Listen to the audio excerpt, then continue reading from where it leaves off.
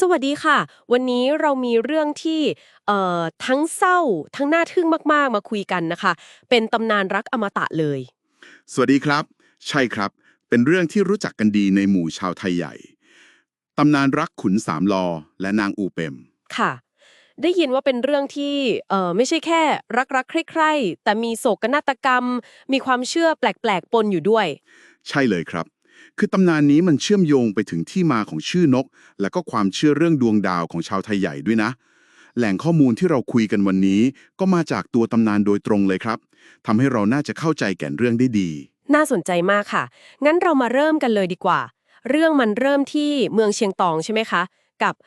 ชายหนุ่มที่ชื่อขุนสามลอ ครับขุนสามลอเนี่ยเป็นลูกเศรษฐีรูปงามแต่ว่าไม่สนใจเรื่องแต่งงานเลย ทั้งที่แม่ก็อยากให้แต่งกับผู้หญิงที่หาไว้ให้แล้วชื่อนางอูแปมเนาะใช่ครับ แต่ขุนสามลอไม่ยอม ก็เลยหาเรื่องออกจากบ้านไปค้าขายนี่แหละครับ เป็นข้ออ้าง หนีการคลุมถุงชนว่างั้นเถอะแล้วก็ไปเจอรักแท้ที่เมืองกึ่งครับ ไปพบรักกับนางอูเปมสาวงามเมืองกึ๋งทั้งสองคนก็รักกันมาก ตกลงใช้ชีวิตอยู่ด้วยกันเลย จนกระทั่งนางอูเปมตั้งท้อง อืมท้องได้ประมาณ4 เดือนแล้วก็ถึงจุดที่ต้องกลับบ้านเกิดขุนสามลอที่เมืองเชียงตองใช่ครับ และนี่คือจุดเริ่มต้นของปัญหาใหญ่เลยพอกลับไปถึงบ้านเนี่ย แม่ของคุณสามลอคือนางกันทการโยง แค่ชื่อก็ดูน่าเกรงขามแล้วนะคะครับผมพอเห็นลูกชายพาผู้หญิงคนอื่นกลับมา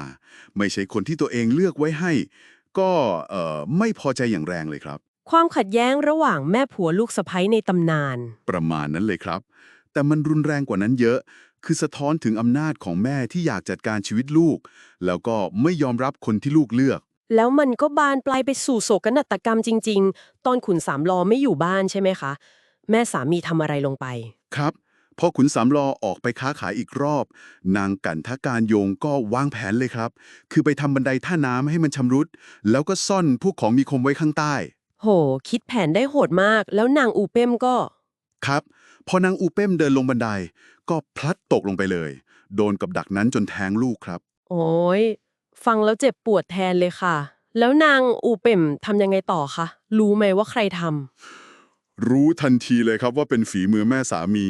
นางก็เสียใจมากตัดสินใจหนีกลับบ้านเกิดที่เมืองกึ๋งำ แต่ก่อนไปมีเรื่องที่น่าสะเทือนใจกว่านั้นอีกใช่ไหมคะ เรื่องลูก ใช่ครับก่อนไป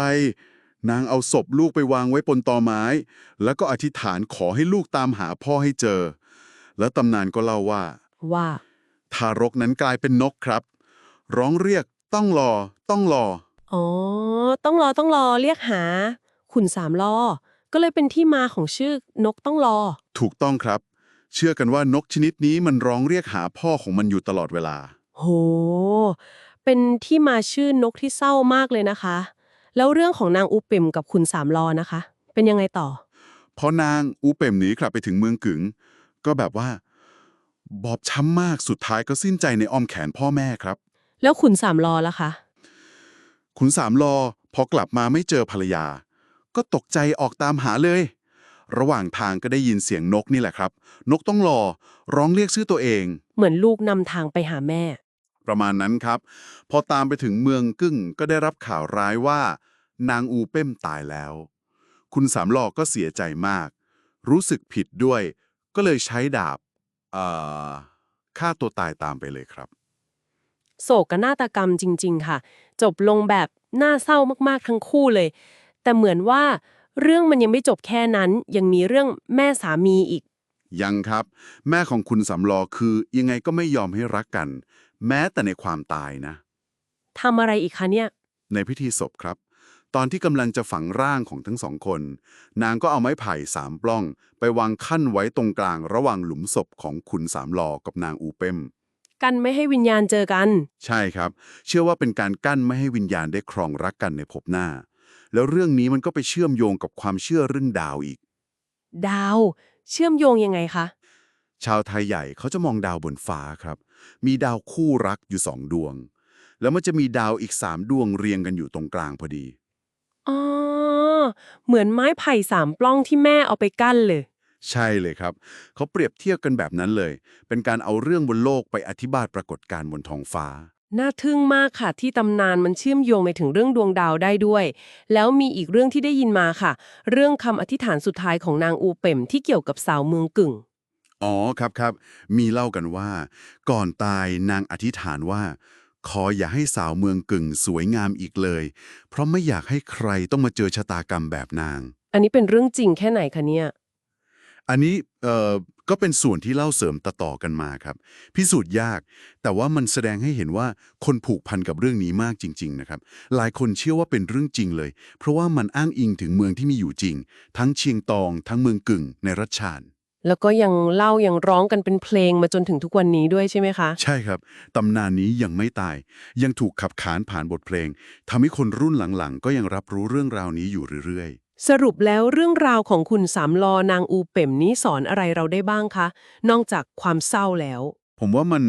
สะท้อนปัญหาคลาสสิกเลยนะครับ เรื่องที่ผู้ใหญ่ไม่ยอมรับการตัดสินใจของลูก การแทรกแซงจนเกิดโศกนาฏกรรม แล้วก็ยังแสดงให้เห็นว่า คนสมัยก่อนเขาใช้เรื่องเล่าพวกนี้อธิบายสิ่งรอบตัวยังไง ทั้งเสียงนก ทั้งดวงดาว ค่ะ มันคือพลังของเรื่องเล่าจริงๆนะคะ ที่สามารถผูกโยงคนเข้ากับวัฒนธรรมความเชื่อ แล้วก็ส่งต่อกันมารุ่นสู่รุ่นได้ ใช่ครับ มันไม่ใช่แค่เรื่องเก่าๆ แต่มันคือสิ่งที่หล่อหลอมความคิดความรู้สึกร่วมของคนในชุมชนนั้น อืม น่าคิดต่อจริงๆค่ะ แล้วเรื่องเล่าโศกนาฏกรรมความรักที่มันฝังใจคนแบบนี้ มันจะมีผลต่อมุมมองเรื่องโชคชะตา ความรัก หรืออาจจะมาตรฐานความงามในสังคมนั้นๆ ยาวๆไปเลยไหมคะ นั่นเป็นคำถามที่น่าสนใจมากครับ ว่าเรื่องเล่าแบบนี้มันมีอิทธิพลต่อเราในระยะยาวได้ขนาดไหนบ้าง ค่ะ ก็น่าจะเป็นประเด็นให้เราได้กลับไปคบคิดกันต่อนะคะ